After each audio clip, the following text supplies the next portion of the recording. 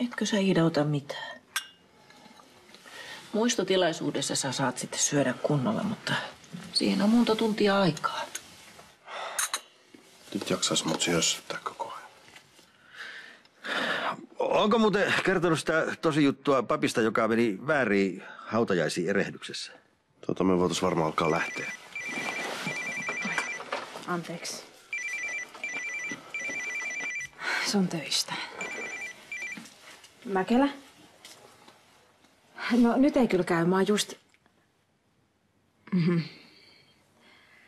No mä tuun kohta. Moi. Moottoritiellä on tapahtunut paha ketjukolari ja töissä olevat lääkärit ei mitenkään pysty hoitaa kaikkia potilaita. No, mutta täytyyhän sun työssä tehdä. Mä tuun nopeasti takas. Niin nopeasti kuin mä pystyn.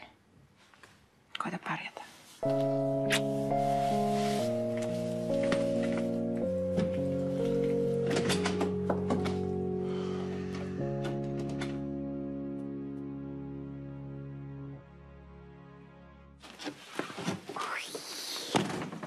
Eipäs poika, kohta pääset isän sykkyyn. Moi! Kiva, että olette kummatkin kotona. Meillä olisi teille asiaa. Me vähän mietittiin, että olisi kiva tehdä jotain yhdessä koko perhe. Matleena!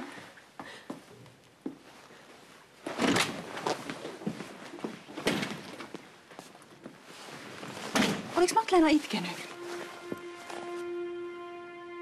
Mitä?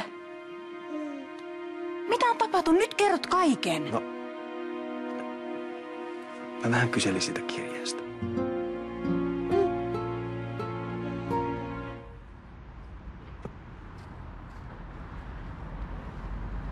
Mikä hätänä? No Heidi ja Iri sai kuulla Ossilta siitä raiskauksesta. Nyt ne piinaa mua koko ajan. Se kuitenkin pysyt tarinassasi. No joo, mutta en mä jaksais niille enää kauaa valehdella. Ja ne usko sua. No, miksei uskois? Hei, kohta tää rumbaa ohi ja unohtuu. Mut mä en unohda ikinä sitä, mitä sä oot tehnyt meidän vuoksi. Onneksi mulla on sut.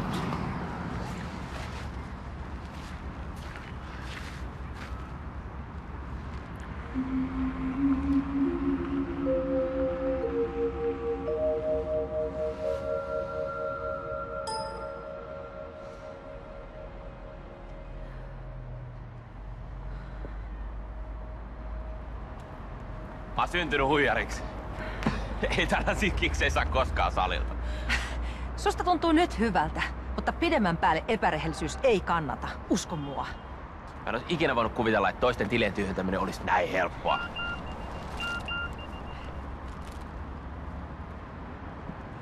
Mä tiesin, että sä hoidat homman. Nähdään illalla, Mikael. Totta kai sä hoidat homman, kun sulla on meikäläinen messissä. Mitä sä teet? Sun on pakko nähdä, kuinka paljon täällä on rahaa. Sulje se! Terve. Mitä ihmettä?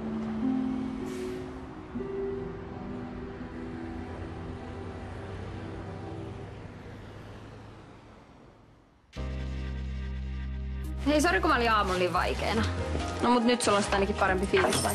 No teki hyvää käydä ulkon tuulettamassa. Et oo sit muuta imuroinut kuin näitä pölyjä. Sillehän alaskin tuntui olevan liikaa. Mutta eihän me seurustella. No mut varmaan seukkaisi tuossa olisi sustakin.